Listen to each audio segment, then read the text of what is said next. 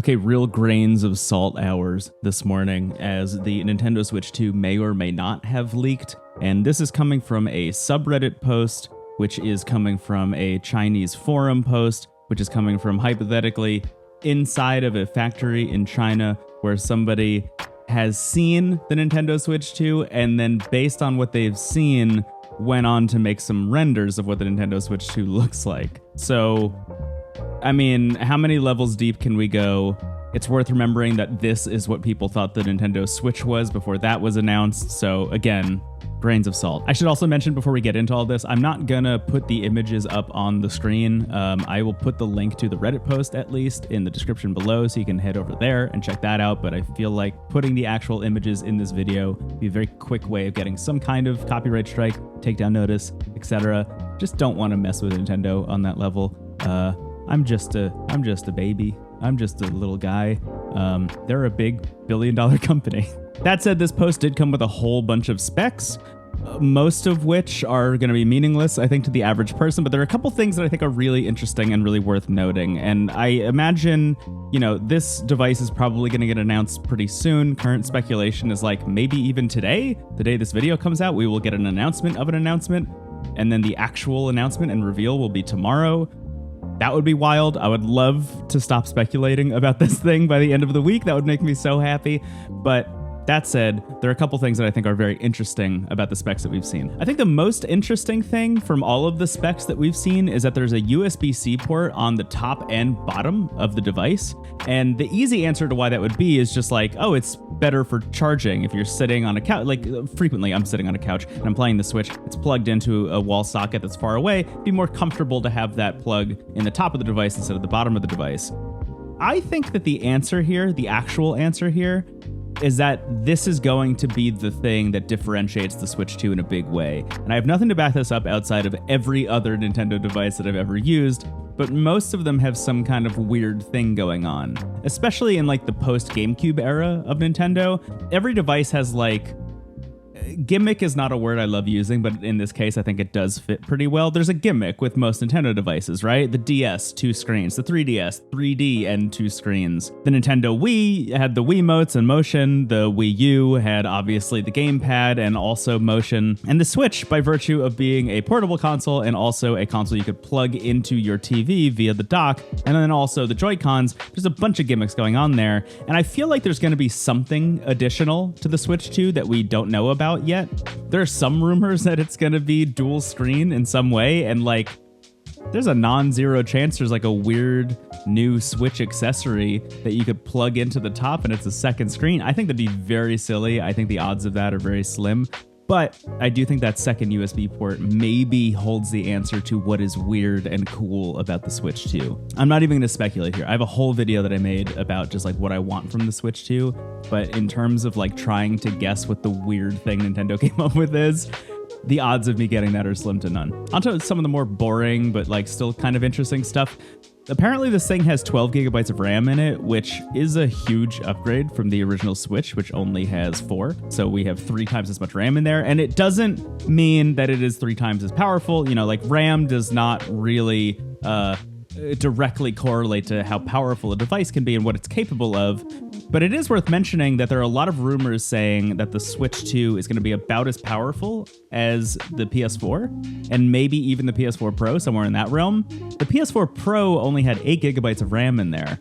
So in a world in which the Switch existed as basically a port machine for a lot of PS2 and PS3 era games, having that much overhead on the RAM side of things could mean that we're going to see a lot of ports from the PS4 and Xbox One generation. I almost forgot.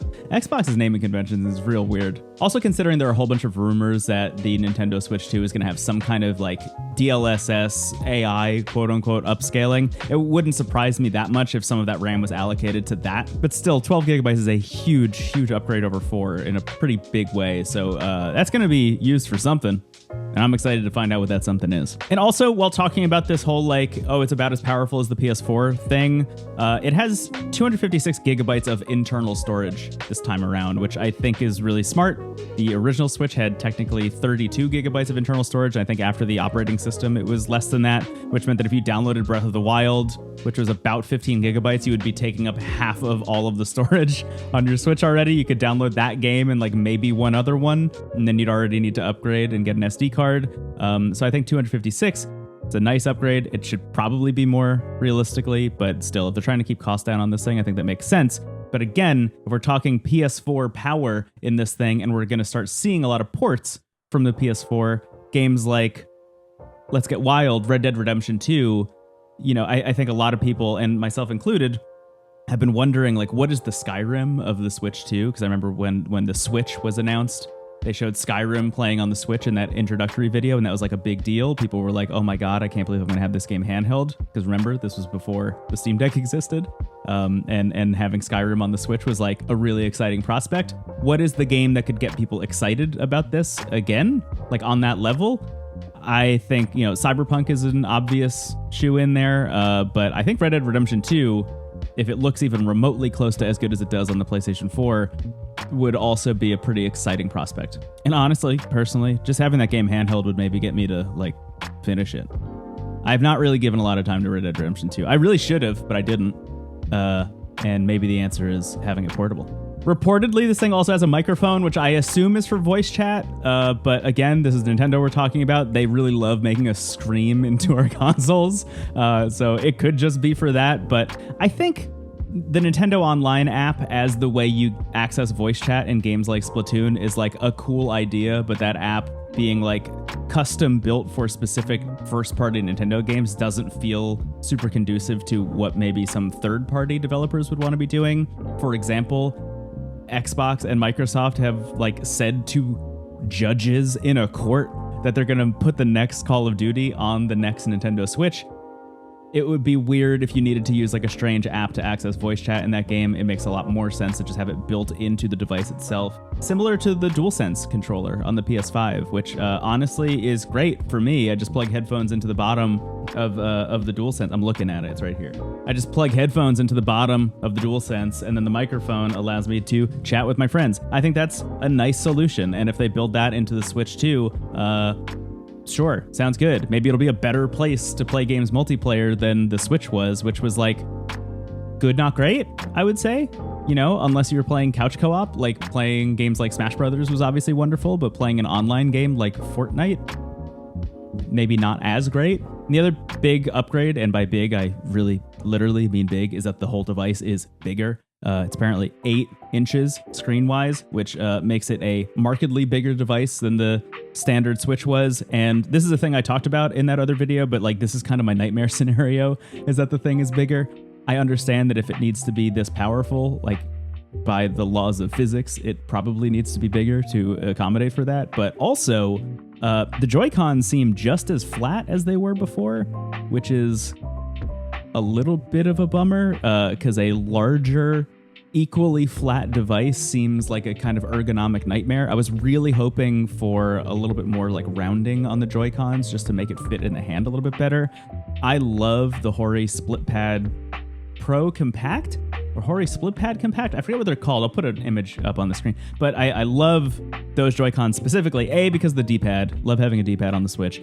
And B, it just feels more comfortable to hold than the Switch with the standard Joy-Cons. Seriously, fingers crossed that Hori releases something like the Split Pad Compact again, so I can just have a more comfortable Switch 2 experience. There are a bunch of other specs. I'll put a link in the description below so you can just kind of like get more information about what's going on down there. But this is a relatively short video because I imagine it has the shelf life of unrefrigerated milk. It's possible that like by the time I edit this and get this out, we will know what the Switch 2 looks like already, or we will at least know when it's coming out. I hope not, but that'd be very funny if that happened between now and then. That said, let me know in the comments what you are looking forward to. What do you think is interesting specs-wise? I am excited to stop hearing rumors about this thing and just finally know what it is. Even if it comes out in March or whatever, like is the current rumor, I'm just, it's going to be nice to know more than anything else. Anyway, I'll talk to you later.